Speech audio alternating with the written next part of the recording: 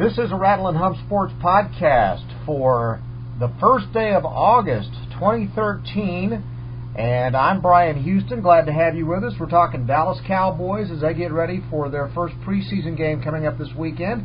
And with us covering the Dallas Cowboys, of course, for Rattle and Hump Sports, Matthew Postins. How you doing, Matthew? Fine, Bryan. August 1st, where did the time go? I don't know, but let me just tell you that I bet they're glad they're in Oxnard because it got up over 100 degrees over most of the state today. Oh, goodness. Yeah, I can't imagine they'd want to spend 4 hours of their day in that heat. No. All right, let's talk first of all about some more problems. It looked like the injury bug had started to kind of calm down a bit, but then the Cowboys lost guard Kevin Kowalski. He's expected to be out 2 to 4 weeks now with a bruised knee.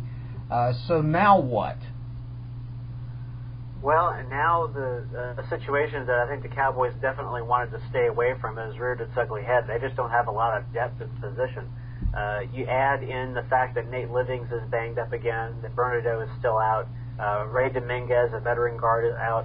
Ryan Cooper, the guard center swing guy, is also out.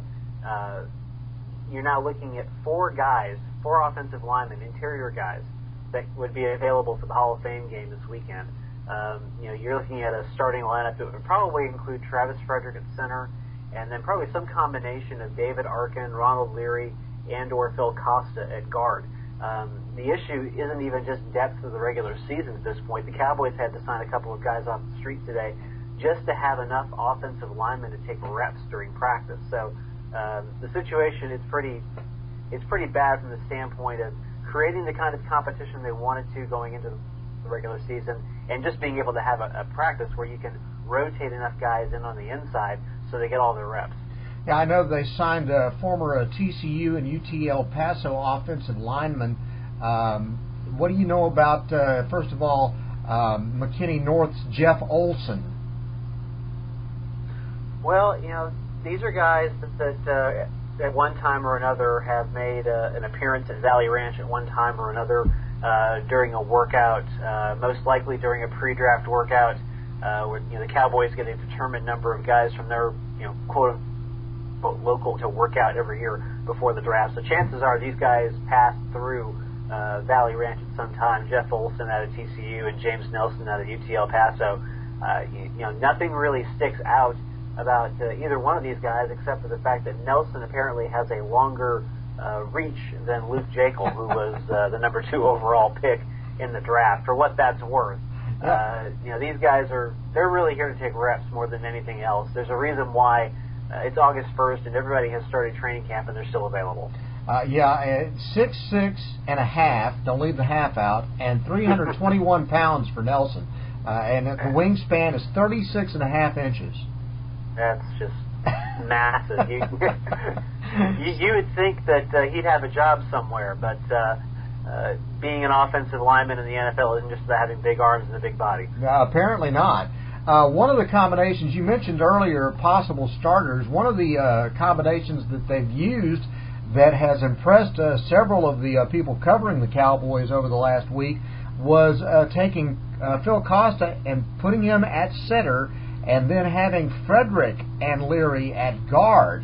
And they said that has been a real impressive combination right now. What do you think about that idea? Well, the Cowboys made it clear leading up to OTAs and minicamps that they were going to work out Frederick exclusively at center because they wanted him to get acclimated to the NFL, get acclimated to the playbook, develop some chemistry with the rest of the guys in the offensive linemen. But they also said that once camp started, they were going to rotate him a little bit at guard just to see what he was able to do because he played the position at Wisconsin. And we talked before camp about the possibility of either Frederick or Costa being in the starting lineup but not being a center. Costa, I thought, did a very good job when he was on the field last year playing the position. And we talked before about how the 6 quarters ran the football the best last year were the 6 quarters that Phil Costa was at center against Baltimore and Carolina.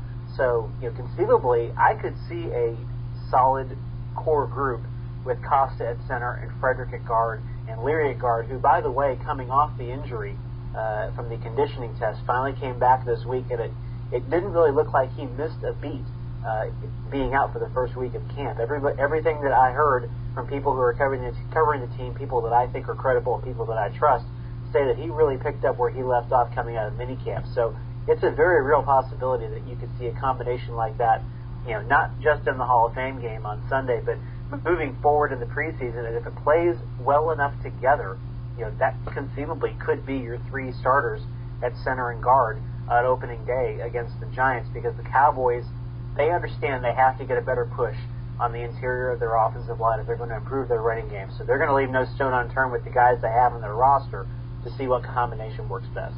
Now, of course, this weekend the Cowboys will play in the Hall of Fame game, and there's been much debate about whether or not quarterback Tony Romo is going to see any action in that ball game. What's your gut feel? What do you think they should do? My gut feeling is they won't play him. If I were in his shoes, Jason Garrett's shoes, I probably wouldn't play him either. For the simple reason that this is a preseason game that 30 of the 32 NFL teams don't play every year. Usually everybody has an even deck. They get an even number of camp days. They get an even number of preseason games. And that fifth preseason game for those two teams that play in the Hall of Fame game, it helps you and it hurts you. It helps you because it gives you more time to work through issues on your team, because you get more practices, because you get to start camp earlier. It hurts you because it exposes your players to more workouts, to one more game, and to more opportunities to get hurt. So, with everything that I've heard as far as how Romo has played in camp, with how he's picked everything up, with how he's developed chemistry with his wide receivers and his offensive line, I don't think there's not a big urgency in my mind to see him on the field against Miami on Sunday. I know the fans in Canton would love to see him play, even if it's just for 5 or 10 plays. But fans who walk in the door of a preseason game know that there's a good chance that the guys that they really want to see play during that game probably won't play. And I think there's enough intrigue now around Alex Tanney, the third or fourth string quarterback, depending on who you listen to, that I think the Cowboys really want to see Tanney on the field in a live game situation and see what he can do. All right.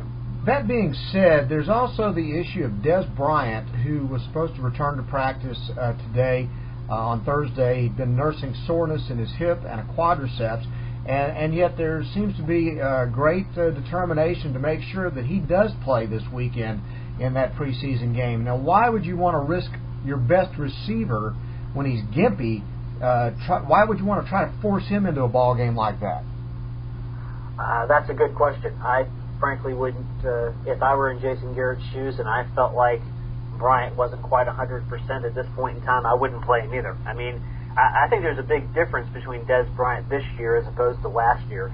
Last year he was still trying to prove that he was a capable and prepared receiver in the NFL based on everything that had happened over the past few years. I don't think anybody has a question about that anymore. And once you reach that point in the NFL, when you're a veteran, when you've been in the league long enough to where your team has enough trust in you to know that you'll be ready when the opening day comes around, you get a little preferential treatment. You get a practice off here and there. You get a free pass when maybe you're a little more banged up than you'd like to be going into a preseason game. Given the injuries that Bryant is nursing, a hip injury, a quadriceps injury, we're talking about his lower body. And a wide receiver, lower body strength, lower body health is very important. I'd sit him, personally. I would just go ahead and let him sit a game. And again, that boils down to, the fans would love to see him play, but Jason Garrett has to do what's best for the long-term health of his football team. And if I think there's any question that he could re-aggravate that quad or re-aggravate that hip injury, I'd sit him for the first game. And we talked about the offensive line and the issues with injuries there. The Cowboys' depth on the defensive line is really shaky right now as well. Yeah, and depth is something that you worry about at every position. And going back to wide receiver for just 1 second, it could be the Cowboys have a plan as far as how they want to use their receivers during the preseason game, and perhaps they need Bryant to take 5 or 10 snaps just to take those reps off the table for those other guys, so those other guys don't get worn out. But yeah, defensive line, we still haven't seen Jay Ratliff in training camp. We still haven't seen a couple of other guys in training camp. It's left some room for guys like Nick Hayden and Selvey, the guy out of Florida, South Florida, who was with the Buccaneers a couple of years ago, to get some extra time and to make a name for themselves in camp. But, that group is probably a little bit healthier now than the offensive line. But the fact that Jay Ratliff hasn't been on the field since camp began is very disconcerting if you're a Cowboys fan and if you're in the Cowboys front office. Talk about some of the rookies in this training camp that have been impressive and the ones who are disappointing so far. Well, there's been a lot of talk about Joseph Randle, and part of the reason for that is simply that the Cowboys didn't get a good look at him during minicamp because he had the cast on his arm, or his hand rather. He had the thumb injury. He was still kind of recovering from that. So training camp was really their first opportunity to see him at full speed, and he's really impressed. Remember, he's a guy who has the same kind of body type and the same kind of running style as DeMarco Murray. So they expect him to be a between the tackles, and a guy that can score inside the 5-yard line. They're expecting him to get tough yards. They're expecting him to take some of the heat off of DeMarco Murray. Lance Dunbar's had a nice camp too, by all accounts. He's the guy that I think everybody expects to be the number 3 back. He's smaller, he's shiftier, he's quicker. He's going to be more the Felix Jones guy in this kind of offense. But he probably won't get more than 5 touches a game at this point. But right now, he's the leading candidate to be the number 3 based on how he's played in camp. Elsewhere on offense, the kid out of Cal Lutheran, Rogers, has impressed at wide receiver. I'm still not sure he's a guy that makes the team, but certainly he's a guy that could be a good practice squad candidate for you. Alex Tanney, who I think everybody kind of wrote off as a trick shot quarterback. If you go on YouTube and you Google Alex Tanney and trick passes, you'll see video after video of him doing absolutely astounding things with the football. But he seems to have really become a comer in this week in camp. And granted, he's your number 3 quarterback, but the Cowboys do need to identify a quarterback of the future at some point down the line. And Tanney may not be it, but he's a guy that still has practice squad eligibility, who you could stash for another year or two, let him develop, and see where he's at in a couple of years. Defensively, on that side of the ball, Selby's been impressive. Mentioned him already. Some of the second-string guys on the secondary, Wilcox, we talked about him last week. He still seems to have a lot of momentum. B.W. Webb, the cornerback out of William and Mary, the fourth round pick rather. He had a very good blue and white scrimmage, picked off a pass, ran for a touchdown. He's pushing for reps at that number 3 cornerback position with Orlando Skandrick, whom I really haven't heard anything about him during camp, which, with Skandrick isn't necessarily a bad thing. He had some coverage issues last year before he got hurt and was out for the season. But by all accounts, he seems to be having a pretty solid camp. As far as guys that have been disappointments, most of the guys that have been disappointments have been guys that have been hurt. Guys like Bernadotte and Livings and Ratliff, guys that I think we all kind of expected to be on the field by now and getting reps. As far as guys that are on the field and getting reps but still not quite measuring up, the Cowboys fortunately haven't had too many of those, but you kind of have to look at the, you have to go down into the third string of the depth chart to find those guys, which, if that's the case, that's a good thing for you, because those guys, chances are those guys at this point probably aren't going to make the team, or they're going to end up on the practice squad. One thing I have been impressed with is the constant amount of attention being paid to forcing turnovers on defense. Absolutely, that's Monty Kiffin's MO. That's part of the reason why the Cowboys brought him in. They knew they had to create more turnovers. I did a story about that earlier this year and actually revisited it before camp. This team has not been very good at creating turnovers defensively over the past years.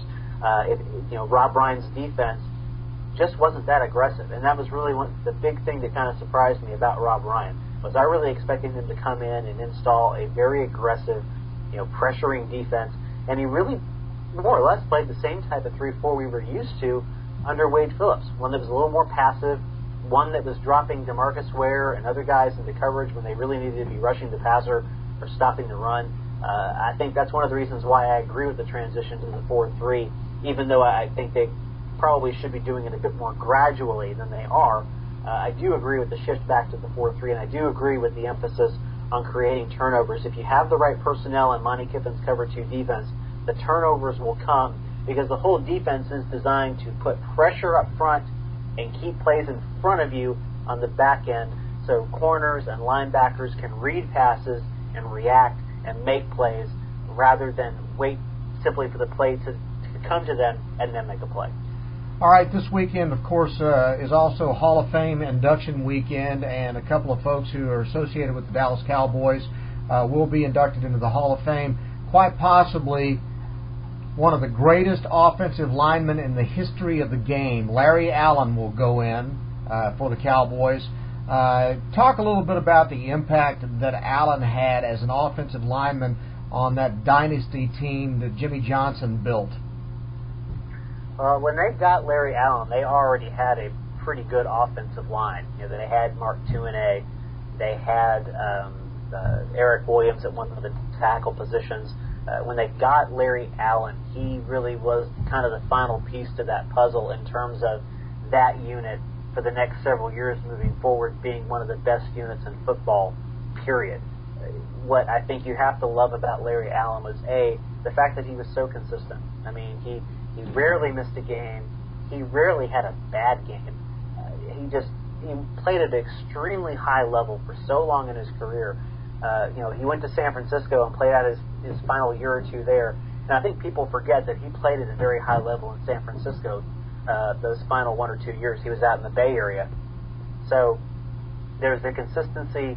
There's playing at a high level. There's the versatility. He played guard for a little while before he moved out to tackle. And just, overall, he's considered a pro's pro, a guy who really knew how to play the game, a guy who knew how to practice, who knew how to prepare, and, came to work every day, did his job, didn't draw a whole lot of attention to himself. And at the end of the day, everybody who covers the NFL, who watches the NFL, noticed that. It's nice to see a guy who's noticed for what he does on the field and not necessarily what he does off the field. You had big personalities in that team, like Emmitt Smith and Michael Irvin and other guys like that. Larry Allen did not have a big personality. He had kind of a teddy bear personality almost. He was very quiet, very reserved. He spoke to the media, kind of like a Troy Aikman. He spoke to the media, but really only when he had to speak to the media. So it's nice to see a guy who plays the right way, who practices the right way, get rewarded in this way. Larry Allen, I think, will probably go down, like you said, one of the best offensive linemen in the NFL, probably in the top 10 when you combine consistency, his versus work. One other interesting story, Bill Parcells, of course, is going to go into the Hall of Fame as well, and he had his 4-year run with the Cowboys, and I saw an interesting article just here in the last couple of days where he says he still regrets leaving the Cowboys early. He felt like he had built that team up and then left maybe a year before that team could gel and possibly win a Super Bowl. I tend to agree with that. What do you think?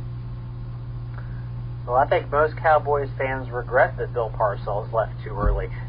Yeah. To be honest with you. He was the closest thing that Jimmy Johnson fans got after Jimmy Johnson left. He had the personality, he had the personnel acumen, he had the ability to build a football team. All you have to do is look at those drafts, especially his last 3, when he was calling the shots, not necessarily calling the shots, but when he had a heavy influence over who they drafted. DeMarcus Ware, Jason Hatcher, Jay Ratliff. Everybody forgets Jay Ratliff was a 7th-round pick in that draft when DeMarcus Ware was selected in the 1st round. Bill Parcells did a tremendous job of giving Jerry Jones the core players that you see today that are having success with this team, like Tony Romo and Miles Austin, were both undrafted free agents. And Bill Parcells was the guy who convinced Miles Austin to come to Dallas. So he had a tremendous impact on the team that you see out on the field right now, and I doubt very little that if he had stuck around for a couple of more years, that team might have gone at least to the NFC Championship game one time, if not gone to a Super Bowl. I didn't think they were quite there when he left, but I really thought one more good draft with Bill Parcells pulling the strings, and they were going to be right there with anybody in the NFL. And he probably did leave a little too early. You never know with Bill Parcells. You have a big personality in Jerry Jones. You have a guy in Bill Parcells whom I've always felt has had that sort of grass is greener mentality. He left New England earlier than he probably should have. He left Dallas earlier than he should have. He left Miami earlier than he should have. He's always been kind of restless, especially since he left the New York Giants. So, he probably did leave too early. I would have liked to have seen him stick around a couple more years, but he's certainly deserving of being in the Hall of Fame. You consider that he's the only coach in NFL history to take a team to the four different teams to the playoffs. I believe he's the only coach ever to do that. He's that rare coach who's taken two teams to a Super Bowl. Very deserving of being in that hall with guys like Tom Landry and Chuck Noll and Don Shula. Absolutely. And I also wonder what the difference would have been in Tony Romo's career had Parcells not left at what I thought was a pretty critical time in Romo's development. Yeah, I think you could make a case for Romo's style of play maybe being a little bit different had Parcells stuck around. I remember that Thanksgiving Day game when he just completely torched the Buccaneers. I was there for that game. I was actually covering the Buccaneers at the time, and that was a time when the Buccaneers were at a very low point in their organizational history. But Romo was just tearing it up. And I remember shortly after that, Parcells said something along the lines of, you don't want to let this guy get too big ahead because he's young and he doesn't quite understand, what he's doing right now. And that wasn't a direct quote, but it was something to that effect. And, I think when Bill Parcells left, Parcells didn't leave because he had an issue with Tony Romo, but, with there being no big, powerful football guy there at the top of the org chart on the field, you have Jerry Jones, who basically, when he gets a great player, he caters to him. He coddles them to some degree. He gives them a whole mess of cash and says, hey, you're a Cowboy for life, basically. I think that might have eroded some of the credibility. I think it did erode some of the credibility that Wade Phillips would have had, or even a Norv Turner, had they gone in that direction and hired Norv Turner as the head coach, had Parcells stayed otherwise. Good stuff, Matthew. What's coming up on Rattle and Hum Sports? Well, we are continuing to keep up with camp. I think you and I are going to talk again in a couple of days and do our stock watch piece for week 2 as we head into the Hall of Fame game. We'll break down the Hall of Fame game. We'll get ready for the third week of workouts out in Oxnard and try to keep you up to date on everything that's happening out of training camp. Outstanding. Matthew, great talking to you as always. We appreciate it. No problem. Matthew Postins covering the Dallas Cowboys for Rattle and Hum Sports. I'm Bryan Houston. This is a Rattle and Hum Sports podcast. Thanks for listening, and we'll talk to you next time.